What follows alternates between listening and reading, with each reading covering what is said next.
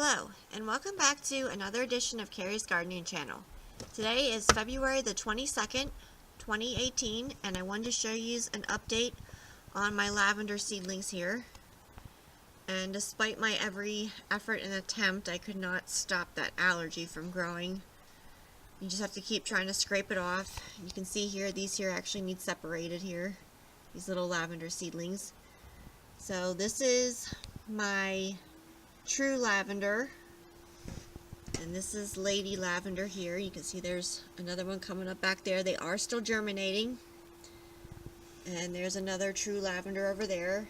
Now these were actually started January the 3rd, 2018, and you can see that they are still actually germinating for us. So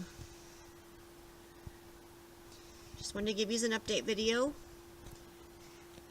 If you like my video, please like, comment, subscribe. If you have any questions, you can leave them below and I'll try and answer them for you. Please don't forget to hit that little notification button. That'll tell you when I put a new video on. Thank you for watching and I hope you have a nice day. Bye.